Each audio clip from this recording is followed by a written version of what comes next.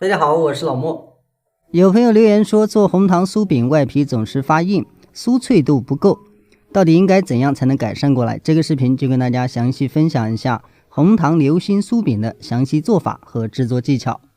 详细比例还是放在视频结尾。咱们先把面粉倒入面盆，然后放上色拉油，如果有猪油最好用猪油，因为猪油的起酥效果最好。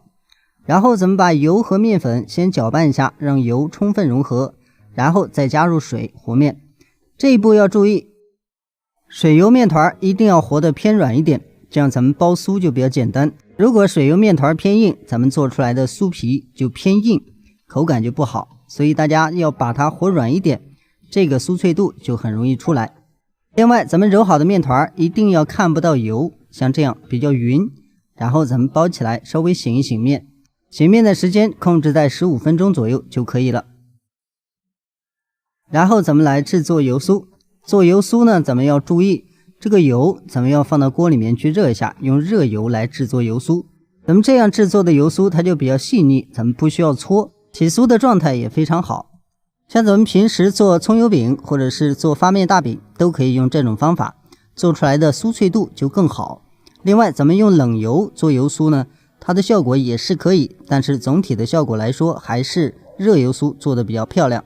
另外咱们在搅拌油酥的时候一定要注意有没有干粉块夹在里面，尽量给它搓匀。搓好之后的油酥呢，放在旁边稍微晾一下，晾凉再用。接下来是红糖馅儿。拌这个红糖馅儿呢，咱们放面粉的量一定不要多，稍微偏少一点，这样它的流心效果就比较好。如果粉比较多呢，咱们烤好之后它就成块。面团醒好之后咱们直接取出来。看到这里的朋友，如果你有疑问，记得在评论区发一下。松弛过后的面团也是相当软的，这种状态呢，咱们包酥就比较自由随便。咱们用擀面杖稍微给它擀一下，擀成一个圆饼状。这个呢，就是为了方便咱们后面包油酥，因为咱们油酥呢也是比较偏软的，所以呢尽量擀大一点比较好包。然后放油酥的时候全部堆在中间，像包包子馅一样，直接给它包好封口。在捏的时候如果有漏出来呢，记得点一下往里捅一捅，这样它就不会漏油酥。包好之后，在封口这个位置大家要注意，一定要封的稍微偏厚一点，不要太薄。太薄的话，咱们用擀面杖一擀，它就容易烂。接下来这些咱们需要注意，在擀之前一定要多撒一点干粉，这样咱们擀的时候哪怕漏油酥也不会粘在案板上。用手两面稍微压一压，再用擀面杖去擀，排一下空气。如果里面有空气呢，咱们擀的时候呢，容易从旁边挤破，油酥出来的量就会比较多。咱们稍微压一下呢，油酥量出来的就比较少。擀好之后，从上边给它卷下来，就像咱们平时做馒头一样，卷的时候一定要卷紧，不要太松。搓好以后，边上可能会突出一点，这一点不要紧，咱们直接把边缘给它去掉。切开之后，大家能够清晰的看到酥层，这样就 OK 了。然后直接下剂子，这个剂子呢，一般会在60克左右。下好的剂子在包的时候，这个咱们说过很多遍了，咱们把两头挤到中间，然后把它另一面留着光滑的一面直接按扁就 OK。接着是擀面，咱们在擀的时候呢，尽量轻一点，从光滑的一面去擀，另外一面呢，咱们擀好之后稍微压一下就可以了。接着咱们来包馅儿，包馅的时候呢，尽量多放一点糖，这样它的流心效果才能出来。然后咱们用手挡住，全部把上面的口呢给它兜住就可以了。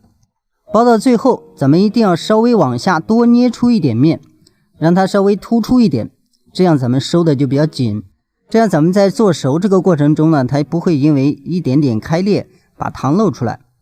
很多朋友在做的时候漏糖，就是因为这一步没有收好。接着咱们用电饼铛，咱们这个呢可以用电饼铛做，也可以用烤箱来做。咱们用电饼铛制作呢，这个油量要稍微多一点，然后用中火烙个7、8分钟基本上就可以了。咱们今天呢是用烤箱做，所以第一次的时间基本上在2分钟之内，让它两面上颜色即可。但总体来说，用电饼铛制作的酥饼还是没有烤箱做出来的更加酥脆。咱们煎成这样，上面有轻微上色，然后烤箱提前预热，用180度预热，然后放入烤箱之后还是用180度烤20分钟即可出锅。红糖酥饼咱们就全部做好了。到这一步，如果有什么疑问，记得在评论区告诉我。大家可以清晰的看到，它表面已经开始碎了，这个酥层呢就比较薄。另外还要提醒大家，咱们这个酥饼呢不要趁热吃，一定要稍微晾一晾，晾个几分钟，这个酥脆度呢很轻松就能出来。咱们轻轻一碰，它就容易碎。大家可以看到，咱们轻轻的挤一下、掰一下，它都会掉渣。咱们掰开之后，大家可以看里面的红糖呢就是流动的一个状态。喜欢吃酥饼的朋友可以尝试一下，因为我说好吃不一定适合大家，大家只有自己做了才能知道好吃与否。最后还要提醒大家，咱们做这种酥皮一定要把水油面稍微和软一点，它的酥脆度就更好。今天的配料，这里是150克低筋粉，因为低筋粉筋性比较低，咱们在擀的时候比较顺利，酥层也就比较多。油酥用的也是低筋粉，这里准备80克，然后水准备80克，如果咱们用高筋粉可以换成60度的水。红糖准备50克，不喜欢甜馅咱们可以换成其他馅料。然后油准备70克，20克放入水油面里，剩下的50克咱们做油酥使用。咱们的视频就到这里，再次感谢您的支持和观看，咱们下期视频再见。